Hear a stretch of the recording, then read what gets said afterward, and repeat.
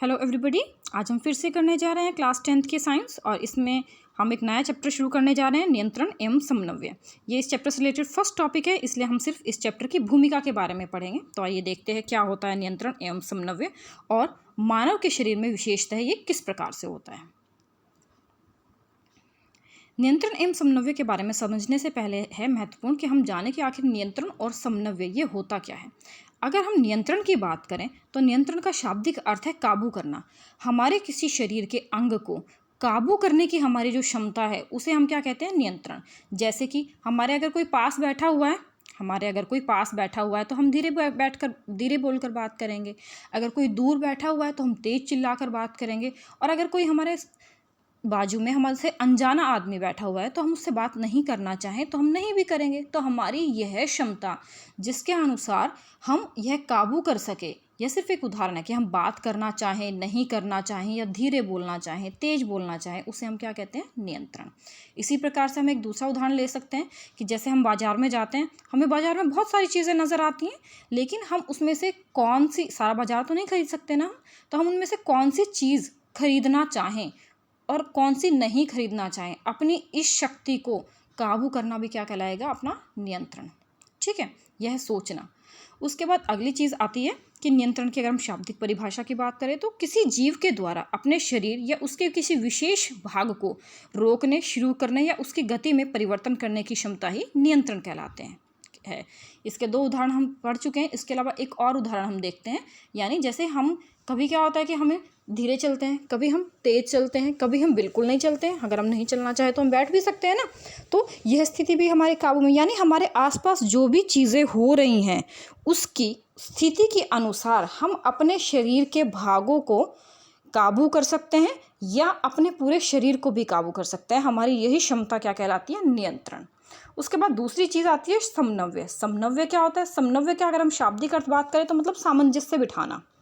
अब हमने ये जो नियंत्रण की बात की थी कि भाई हम धीरे बोलें, तेज बोलें, या धीरे चलें, तेज चलें, या बिल्कुल ना चलें, यह काबू करने के लिए हमारे एक तो बुद्धि में, दिमाग से हमें जो है मस्तिष्क से सोचना पड़ेगा, और दूसरी चीज़ हमें क्या करनी पड़ेगी, सोचने के साथ साथ हमारे शरीर के अंगों पर हमारा काबू भी होना चाहिए।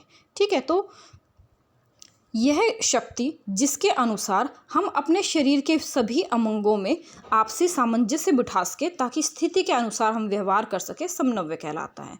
यानी समन्वय क्या हो गया, शरीर के विभिन्न भागों में आपसी सामंजस्य जिसके फलस्वरूप नियंत्रण आवश्यकता के अनुसार हो सके। जैसे हमें कभी बहुत तेज भागकर बस पकड़नी है तो हम तेज भागेंगे ना।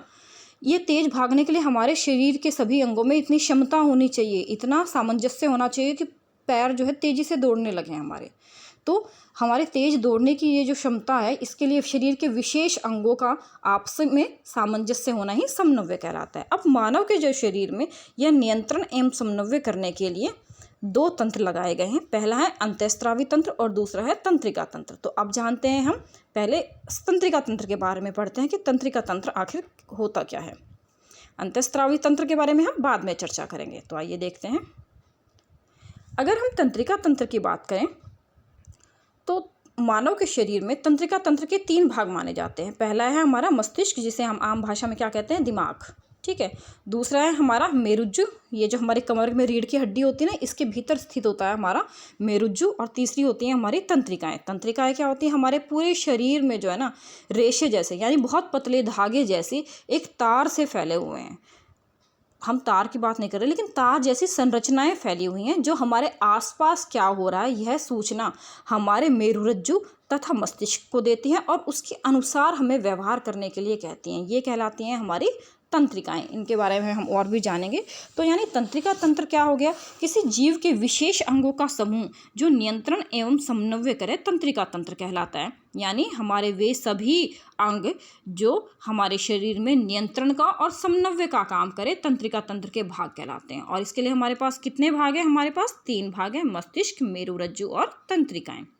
उसके बाद तंत्रिका तंत्र में जो है ना, एक चीज़ और कभी कभी पढ़ी जाती है, ये इसका बेसिक इंट्रोडक्शन नहीं है, मतलब इसका पार्ट नहीं है, लेकिन हमें अपने तंत्रिका तंत्र को मेंटेन करने के लिए इसकी आवश्यकता होती है, और वो है हमारी ज्ञानेंद्रियाँ। ज्ञानेंद्रियाँ क्या होती है, ज्ञान जमा इंद्रियाँ, यानी वे हमारे शरीर के अंग जो हमारे आसपास जो चीज़ें हो रही हैं उसके संदर्भ में हमें ज्ञान कहलाती हैं। वो क्या कराती हैं वो क्या कहलाती है, ज्ञानेंद्रियाँ। यानी जो हमें हमारे आसपास के वातावरण से सूचना प्राप्त करने में मदद करती हैं। जैसे हमारे नेत्र क्या होती हैं, हमारी आँखें हमें पता बताती हैं कि हमारे आसपास क्या हो रहा है। हमारे कर्ण, हमारे कान हमें सुनने में मदद करते हैं।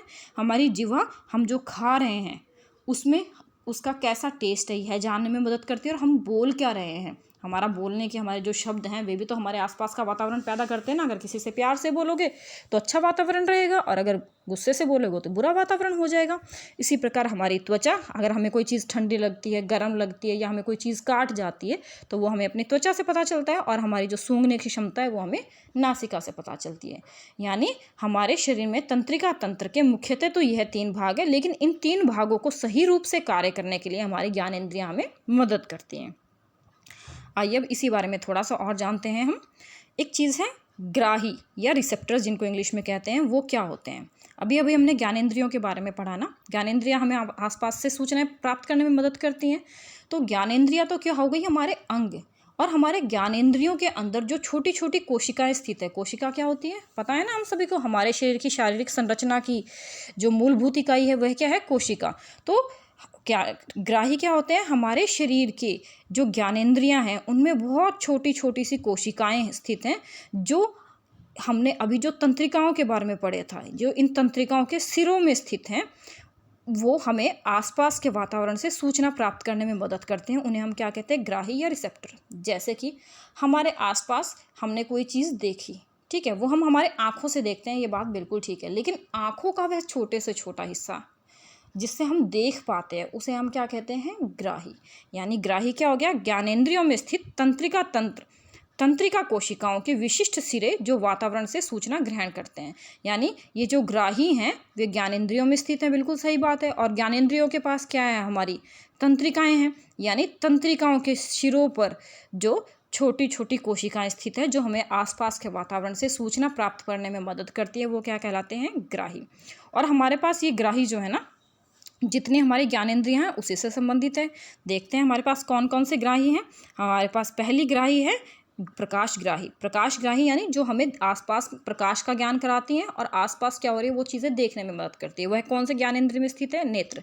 यानी प्रकाश ग्राही क्या करेंगे, हमारे आसपास की चीज़ों को देखने में हमें मदद करेंगे। दूसरे हमारे पास है श्रव्यग्राही, वे कोशिकाएं जो हमें सुनने में मदद करती हैं, और ये कहाँ स्थित है, हमारे कान में स्थित है। तीसरी है हमारे पास रस संवेदी ग्राही हमारी जिह्वा पर स्थित है, हमारी जीभ पर स्थित है। यानी ये हमें स्वाद कैसा है, कड़वा है, मीठा है, यह जानने में मदद करती है। उसके बाद है हमारे पास तापग्राही 2 काम करते हैं।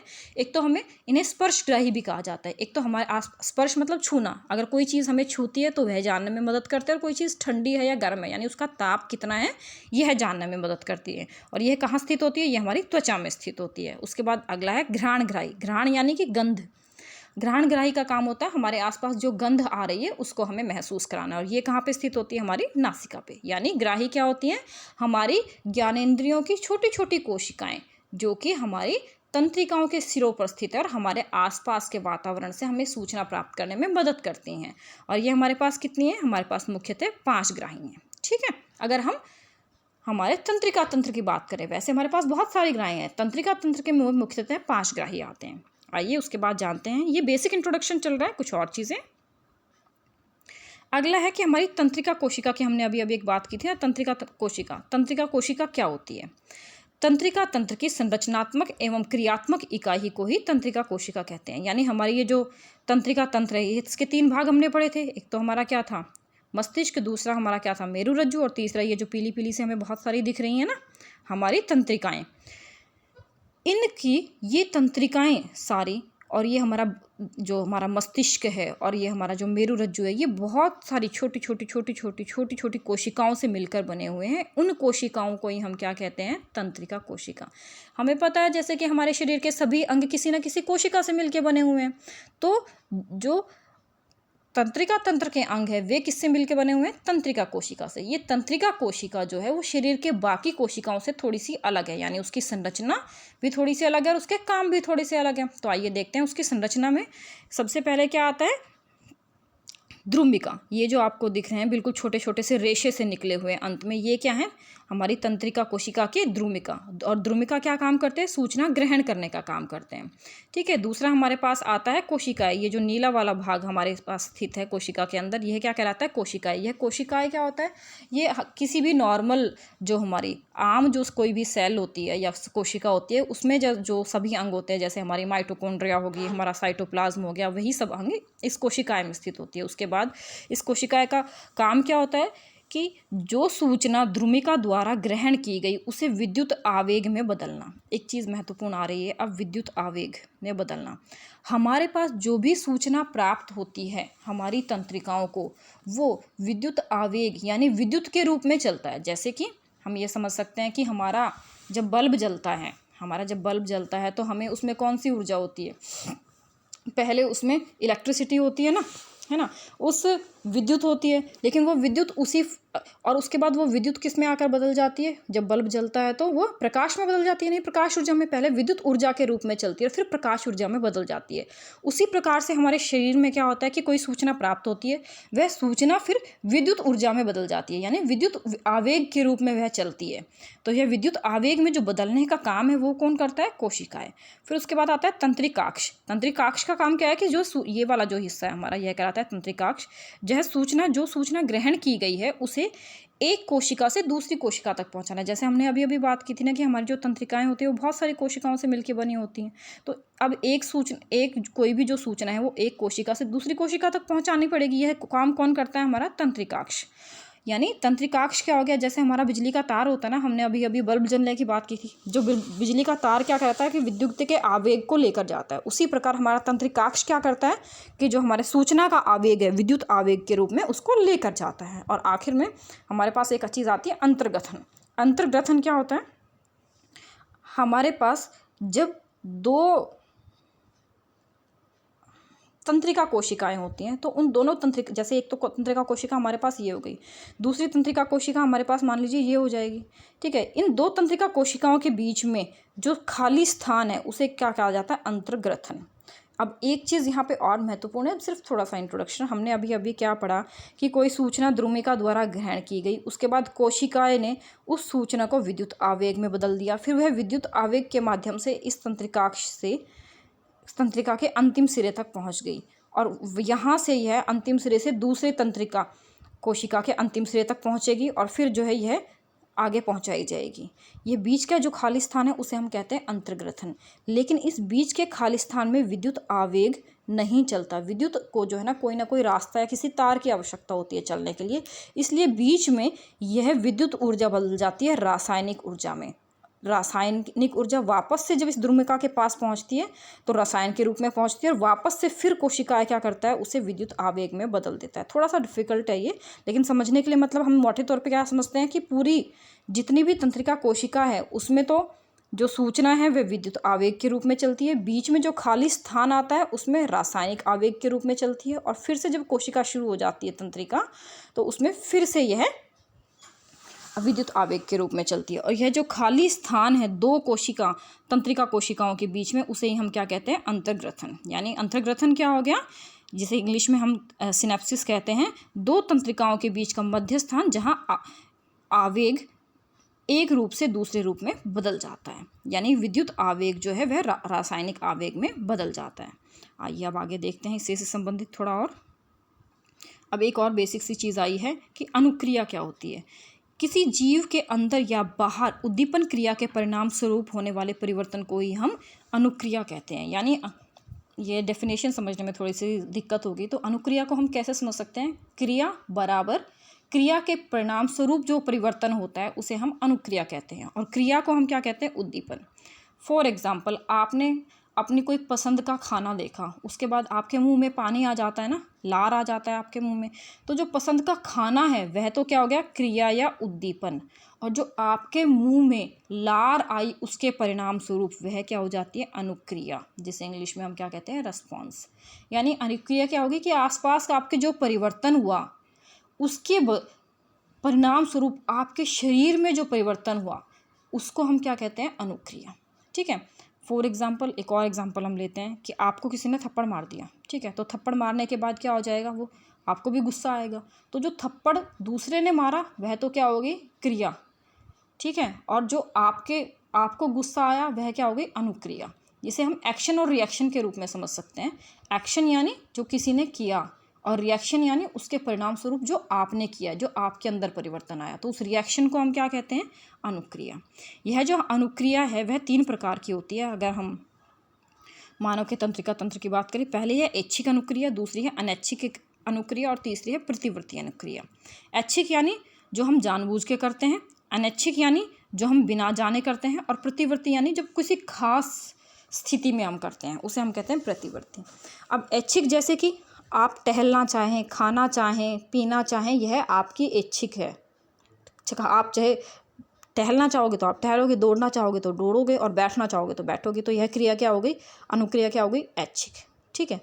जैसे हमने एक बात की थी कि गुस्सा आने की, किसी ने थप्पड़ मारा तो आप उसको पलटकर थप्पड़ मारते हो, या आप चुपचाप शांत रहते हो, या अपने अंदर ही अंदर उस गुस्से को पी जाते हो। ये तीनों आपकी मर्जी के अनुसार हैं, तो यह क्या हो गई, एक ऐच्छिक क्रिया। ठीक है। और आपका अपने ऊपर कितना नियंत्रण है उस पर भी निर्भर है, डेफिनेट सी बात है। उसके बाद हम जो सांस लेते हैं, हमारा जो दिल का धड़कना है वह क्या है, अनैच्छिक। यानी आपका बस थोड़ा ना चलता है, जब तक आप जिंदा रहोगे, जब तक आप सांस लोगे, जब तक आप जिंदा रहोगे, जब तक आपका दिल धड़केगा, यानी आपका हृदय कंपन करेगा, तो यह क्रिया क्या हो गई, अनैच्छिक। और प्रतिवर्ती क्रिया क्या होती है, जब जैसे कोई बहुत खास स्थिति है, जैसे कि आपने किसी गर्म चीज़ पर हाथ लगा दिया तो एकदम से आप अपना हाथ उठा लेते हो, हटा लेते हो वहाँ से। कोई चीज़ आपको चुभ जाती है तो आप एकदम से अपना हाथ उठा लेते हो। क्यों? क्योंकि आपने कोई अचानक से कोई ऐसी चीज़ हुई जिसकी वजह से आपको अपना रिस्पॉन्स या अपनी अनुक्रिया बदलनी पड़ी, तो उसे हम क्या कहते हैं, प्रतिवर्ती क्रिया। जैसे कि अगर आप किसी नॉर्मल चीज़ पे हाथ रखेंगे तो आप अपना हाथ नहीं उठाएंगे, लेकिन कोई विशेष स्थिति हो गई, जैसे गर्म पे आपने हाथ रख दिया, नुकीले पे हाथ रख दिया, तो आप हाथ हटा लेंगे, तो वह क्या हो गई, प्रतिवर्ती क्रिया।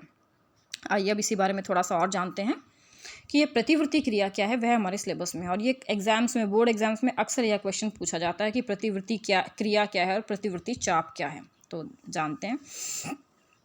प्रतिवर्ती क्रिया किसी उद्दीपन के प्रति तेज तथा अचानक की गई अनुक्रिया ही प्रतिवर्ती क्रिया की जाती है। उद्दीपन यानी बाहर जो परिवर्तन हो रहा है, जैसे कि उदाहरण के तौर पर आपने किसी गर्म चीज़ पे हाथ रखा या किसी नुकीली चीज़ पर हाथ रखा, तो आप एकदम से अपना हाथ हटा लेते हैं, यह क्या होगी, प्रतिवर्ती क्रिया या फिर रिफ्लेक्स एक्शन।